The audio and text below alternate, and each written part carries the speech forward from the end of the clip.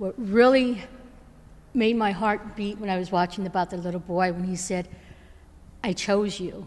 I do believe that, because my experience was that you choose the family that you want to be born to that will teach you the most in this life.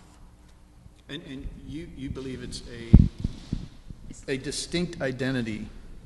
Like, I have the notion that possibly, like you were saying before, say you die and it's like a drop of water goes into the ocean. It's still H2O, but it gets mingled with all this other H2O. And then, goes up and becomes another drop. But it's a different drop composed of different molecules now.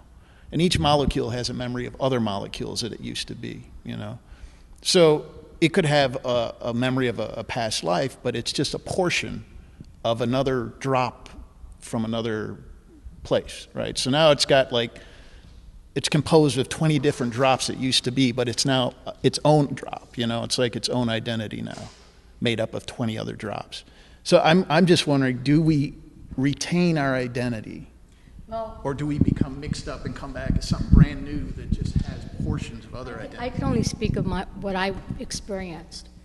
And I can remember going through the whole cycle, I went from actual adulthood to as a child, and then saw myself over. This is what you talk about. Yeah, saw myself over the watching this person being worked on. And when I realized it was me, I was just amazed. It was just wow, this is what the soul is. It's your mind, it's your memories, it's your,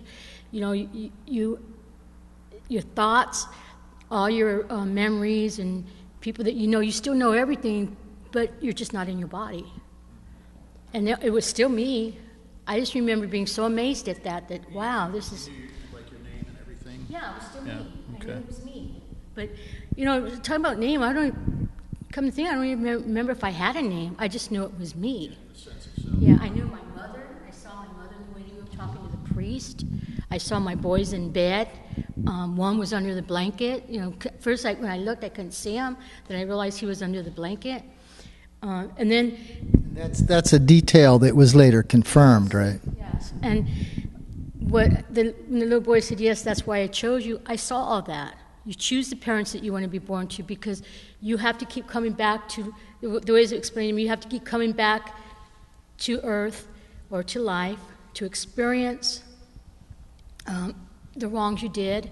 And if I don't know if you've ever experienced deja vu, but on deja vu I was told that you did a wrong when you should have did a right. You made left when you should turn right. So you get a second chance in this lifetime, and you keep coming back until you become one with God.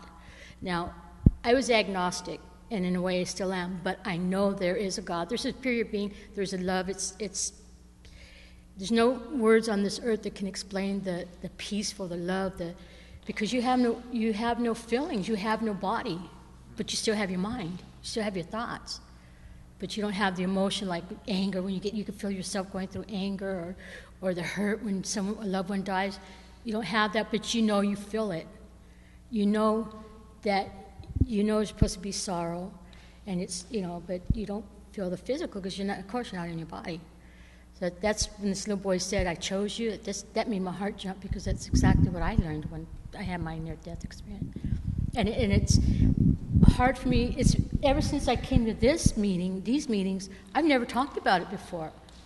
Maybe briefly, but because there's a lot of people that are skeptics. They don't, a lot of religious people, they say, no, that's not how it happens. Well, maybe not for you, or maybe that's how you believe, but I can only talk about what my experience was. Everyone has their own reality, I guess, I'm going to say, but I still think we're ourselves when we come back.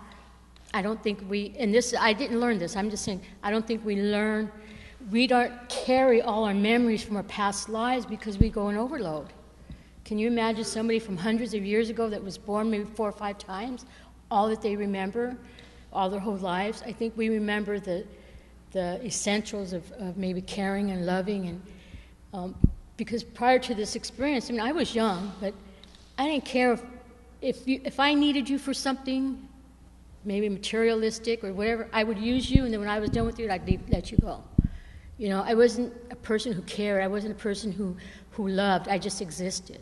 But then after this experience, I need to tell you, I'm a very caring person. I have feelings. And I don't want to do wrong. I'd rather help you, give you my last piece of bread and go hungry than watch you go hungry. And before it was I would take it from you because I wasn't going to go hungry. I didn't care. So my life has changed in that way. And I think that's, I don't know how to say the way of life, but that experience has really changed me and made me see that, hey.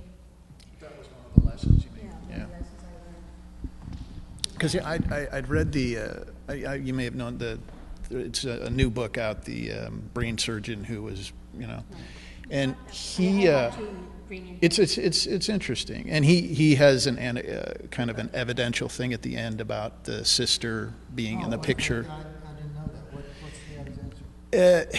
He says this. Well, first, for the camera, who is this guy? I can't remember his name. It's called Proof of Heaven. Yes, Proof of Heaven. That's it. And the reason I'm thinking of it is he seemed to feel that he didn't know who he was. He just knew he existed. He didn't have a concept of his family or anything. Now, he had been apparently brain dead for, 2 weeks or something. I think it was a long haul. But the evidence that this is one of the things that got me. And again, I start thinking, well, did his mind create this or not? But at the end, and it's not a spoiler, I hope, but maybe it will for someone watching, but he says that he had this guide through the whole experience, this woman on the butterfly with him, okay? And she was very caring and everything. Now, he was adopted. He had made contact with his birth sister and found out that there were two and one was dead, an older sister, right? And at the end of the book, the younger sister sends a picture of the older sister. Never saw her before. He looked at it, and it was the woman on the butterfly. Now, again, that to me is evidential, but again, he even says when he was recovering, he was in a state of almost insanity. His brain was rebooting, and he was, just wacky. So you start to wonder, well, did he just look at that picture and in that moment make the connection? How can we trust our brain that much, especially after it's been through that kind of trauma? So I would like to believe that's what happened, but you can't. Again, it's empirical. You have to have these experiences yourself, I think, to come to any conclusion, because anyone else can tell you anything, and you have to go, yeah, but we're all subjective, and who knows, You don't know if they're telling the truth, which is a real problem. So, but if you have the experience yourself, then that really changes things. That's all you need is that, And then, like you say, it's like, well, I wish you luck, but this is what I think, so. Well, I try to teach people, talk counsel. I talk to a lot of women that are in jail and drug addicts and not homeless women. I don't even ask them why they're homeless. I just talk to them. And I find that they're lost. They're lost. They have no self, and I try to tell them you have to find yourself first. They have hurt and they have sorrow, and that really hurts me because no one should have to go through that. Now, I was just telling Nita on the way here, that's what I do, but I was thinking a couple of nights ago, if I hadn't had this NDE, I would probably said, why don't they arrest him? Why don't they put him away? But I think it gave me more compassion to because I know one day I'm going to have to answer to someone up there.